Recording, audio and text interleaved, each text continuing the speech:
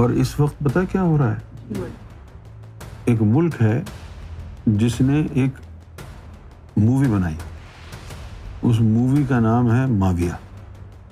اس movie میں انہوں نے اس کو سب سے زیادہ بڑا سچا صحابی اور حضور کا عاشق بنا کے پیش کیا ہے، اور اہل بیت کو خطا پر دکھایا ہے۔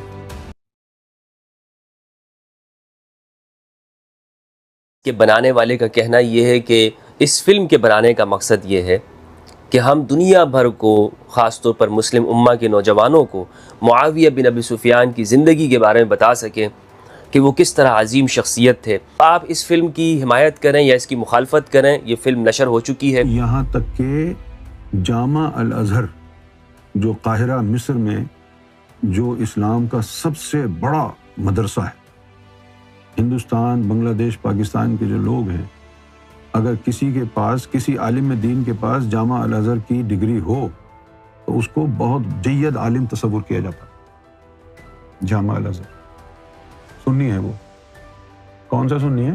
دیوبندی۔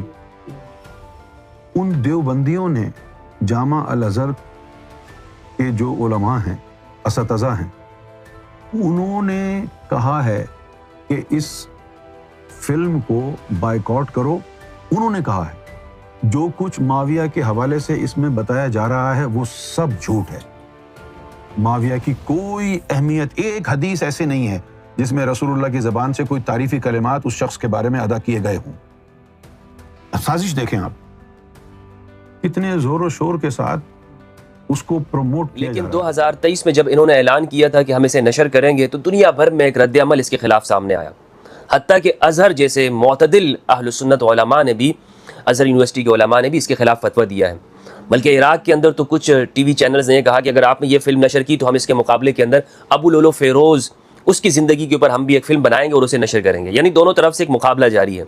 وہ کہتے ہیں کہ جناب ہم تمہارے جسے تم برا سمجھتے ہو، ہم ان کی زندگی کو اچھا کر کے پیش کریں گے، اور یہاں سے لوگوں کا کہنا یہ ہے کہ جناب ہم ابو لولو فیروز کی زندگی پر فلم بنائیں گے۔ تو اس طرح کا ایک مقابلہ جاری ہے، ایک فاصلہ آ گیا ہے، ایک بڑی خلیج سامنے آ گئی ہے ازہر کے درمیان میں اور سعودی علماء کے درمیان میں۔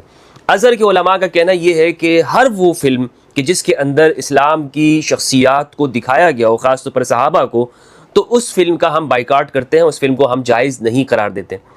تو ان پہ ایک سوال کیا گیا کہ جناب آج سے پہلے جو فلمیں بنائی گئی ہیں ازہر کے علماء نے تو اس کو جائز قرار دیا ہے۔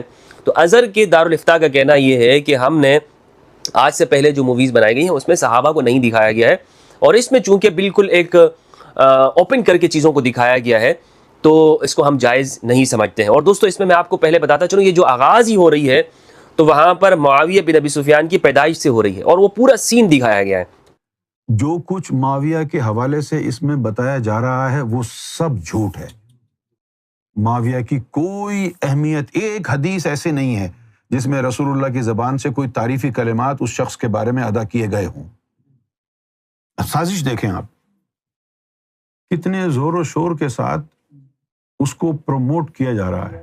سازش ہے، یہ سازش ہے کہ مسلمانوں کو مولا علی سے، پنجتن پاک اہل بیت سے متنفر کر دو، یہ سازش دیوبندیوں کی ہے۔ دیوبندی کہہ رہے ہیں کہ یہ سب جھوٹ ہے جو دکھایا جا رہا ہے۔ دیکھو یار یہ کیا ہو رہا ہے۔ اچھا، اس وقت تک جو بات میں نے کہی ہے تو آپ کو صرف یہ لگ رہا ہے کہ یہ اہل بیت کے خلاف سازش ہے، لیکن اس کی گہرائی میں تم جا نہیں سکتے۔ پتہ ہے کیوں؟ یہ پتہ ہے کیوں کیا جا رہا ہے، اس کو کیوں اٹھا رہے ہیں، اہل بیت کو نیچا کیوں دکھانا چاہ رہے ہیں؟ امام مہدی کی وجہ سے۔ امام مہدی علیہ الصلوۃ والسلام کی وجہ سے، کیونکہ احادیث میں آیا کہ امام مہدی بی بی فاطمہ کی اولاد سے ہوں گے، اہل بیت سے ہوں گے۔ تو یہ ان کی پوری کوشش ہے کہ مسلمانوں کی اکثریت کو اہل بیت پنجتن پاک کے خلاف کر دو تاکہ امام مہدی کا تصور مسلمانوں میں ختم ہو جائے کہ اچھا اہل بیت سے آئیں گے تو چھوڑو یار۔ اور دوسری جانب آپ یہ دیکھ لیں کہ ابو طالب علیہ السلام، انہوں نے ہمیشہ علی کو خطروں کے موقع پر رسول کا ساتھ دیا، کہ ابو طالب نے، جناب ابو طالب علیہ السلام نے کہا کہ علی تم ہمیشہ رسول کے ساتھ رہنا، تو مقابلہ تو بنتا ہی نہیں ہے بھائی. اسی لیے میں کہنا چاہوں گا کہ یہ جو ہمارے اہل سنت والجماعت کے لوگ ہیں، ہم جناب ابو طالب کا جب ذکر کریں تو صرف یہ نہ کہیں کہ انہوں نے کلمہ پڑھا ہے نہیں پڑھا، بلکہ ان کی زندگی بھی دیکھیں کہ انہوں نے اپنی زندگی، یعنی اپنی بیوی فاطمہ بنت اسد، ان کو منع نہیں کیا کہ تم کلمہ کیوں پڑھ رہی ہو، کلمہ پڑھنے سے منع نہیں کیا، رسول اللہ کا ساتھ دینے سے منع نہیں کیا. جناب جعفر بن ابی طالب، اپنے بیٹے جعفر کو منع نہیں کیا کہ تم کیوں محمد صلی اللہ علیہ وآلہ وسلم پر ایمان لا رہے ہو. جناب علی کو منع نہیں کیا، کسی کو منع نہیں کیا جناب ابو طالب نے. اور جب قریش نے بائیکاٹ کیا تو جو شیب ابی طالب ہے اس کے اندر واقعات ملتے ہیں کہ اپنے بیٹے علی کو سلا دیا کرتے تھے علیہ السلام. اس میں دیکھو اس خبیث آدمی نے کیا لکھا ہے، دیکھو ذرا یہ اسکرین پر دیکھو، یہ لکھا ہے کہ یہ جو آیت ہے نا، انکا لا تہدی من احببت، تو یہ کہتا ہے، یہ مشکات شریف لکھنے والا کہتا ہے کہ یہ آیت ابو طالب کے لیے اتری تھی کہ تم ابو طالب سے محبت تو کرتے ہو رسول اللہ، لیکن تم اپنے چچا کو ہدایت نہیں دے سکتے، وہ کافر ہے.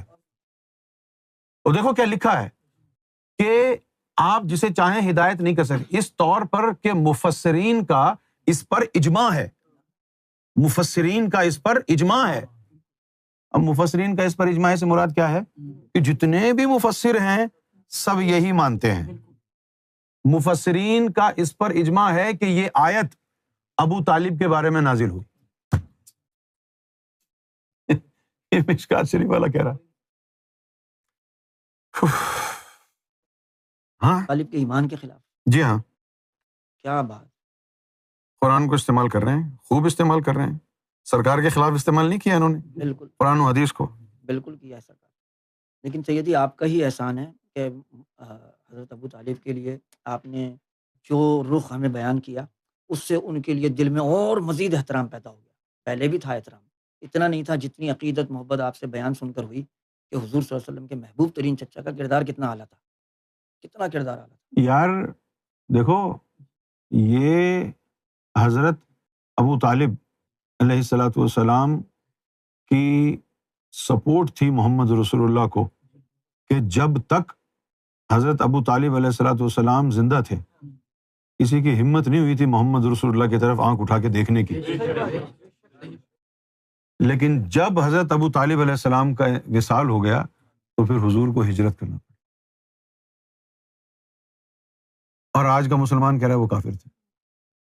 یہ بکواس کرنے سے پہلے یہ تو سوچو کہ اللہ تعالیٰ نے اپنے حبیب کی تربیت کافر کے گھر میں کی، اس کافر نے نبی کی نبوت کو آگے بڑھانے میں مدد کی، اور تم مومن بن کر کے پڑے رہے اپنے گھروں میں. تو معاویہ کا منحوس چہرہ، عمر کا بد کرداری کا جو بد اخلاقی کا حضور سے تعلق تھا یا گستاخیاں تھیں، وہ دفن تھیں.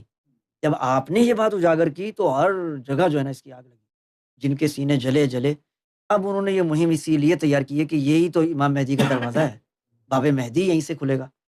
اب یہی کردار جو ہے نا اس کو دبانے کے لیے انہوں نے یہ مہم تیار کی ہے. اور ہم کو یہ اپنے طور پہ ہر شخص کو یہ کرنا چاہیے جو سرکار گور شاہی سے اس حلقے سے وابستہ ہے کہ معاویہ کا جو غلیظ کردار ہے، جس کی تیاری کی جا رہی ہے کہ اچھا بنا کے پیش کیا جائے گا، اس کی پوری جو ہے نا قلعی کھولتے رہیں ہر وقت، جہاں جہاں موقع ملے، بالکل جہاں بات ہو وہاں اس کی غلاظت سامنے لے کر آئیں. اور اس سازش سے بھی لوگوں کو آگاہ کریں کہ جو بھی معاویہ کا نعرہ لگا رہا ہے سمجھ جاؤ کہ یہ دجال کا ساتھی ہو جائے گا. اس کا کردار دیکھ لو، اس کا عمل دیکھ لو. معاویہ کا نعرہ لگانے والوں کا آپ کردار دیکھ لیں. سنتوں کا، رسول اللہ صلی اللہ علیہ وسلم کی سنتوں کا اگر عملی طور پہ توہین کی ہے کسی نے، پوری 1400 سال کی تاریخ میں ایسا نہیں ہوا. عمل سے ثابت ہو رہا ہے کہ جو ابلیس جس ابلیس کے خلیفہ ہیں وہ معاویہ کے ساتھی ہیں، اور جو امام مہدی علیہ الصلوۃ والسلام کا ساتھ دینا ہے جس کے مقدر میں، اس کے دل میں خود بخود مولا علی کی محبت آ جائے گی. میں امید کرتا ہوں جتنے بھی لوگ سن رہے ہیں آج کے بعد اپنے مشن کے اندر پرچار مہدی کے ساتھ ساتھ ان غلاظت آمیز لوگوں کے کردار کو بھی بے نقاب ضرور کریں، تاکہ آنے والے وقت میں کوئی ایسی مووی بنتی ہے، کوئی ایسا بیان آتا ہے کسی مولوی کا، تو عام آدمی کو پتا ہو کہ یہ دجال کے ساتھی ہیں جو معاویہ کا نعرہ لگا رہے ہیں. معاویہ کا نام کے ساتھ دجال جڑا ہوا ہونا چاہیے، کیونکہ یہ وہ لوگ ہیں جنہوں نے رسول اللہ صلی اللہ علیہ وسلم کے زمانے میں بھی کوئی کسر نہیں چھوڑی تھی فتنہ پھیلانے کی. مولا علی کے آگے جنگ کرنے کھڑے ہو گئے جو لوگ، ان سے بڑا مردود کون ہوگا. اور سیدی آپ ہی کے کرم سے بخدا یہ روشناس ہمیں ملی ہے، یہ اور یہ عوام کو روشناس جو آپ عطا کر رہے ہیں، آپ ہی کی وجہ سے یہ ہم کو روشناسی عطا ہوئی ہے کہ عمر کا اصل میں کیا گستاخانہ عمل تھا، ہمیں اندازہ نہیں تھا اس کا، ہمیں کبھی اندازہ نہیں ہو سکا۔ ہم پڑھتے رہے حدیثوں میں کہ اس نے حجر اسود کے اوپر جا کے کتنا خطرناک انداز میں طنز کیا، کبھی ہمیں خیال نہیں آیا کہ وہ یار منور تھا اس کا سینہ جو ایسی بات کرتا اتنی ہے کہ تو خطرناک ایک اس میں پتھر ہے، نہ نقصان پہنچا سکتا، نہیں نقصان نہ فائدہ پہنچا سکتا ہے، تو نبی پاک صلی اللہ علیہ وسلم نے بوسہ کیوں لیا؟ تو ان سے اللہ زیادہ عقل مند ہے، اور تیری اتنی زیادہ غیرت ہے، حضور سے بھی بڑی ہے۔ استغفر استغفر، یہ آپ کا احسان ہے سیدی کہ آپ نے صحابہ کے دور سے لے کر آج تک کے دور کی گستاخوں کے چہرے بے نقاب کیے ہیں، اور امام مہدی علیہ الصلوۃ والسلام کا صدقہ ہے ان کی تعلیم کا کہ آپ کے صدقے میں یہ عوام تک جا رہی ہے اب بھی۔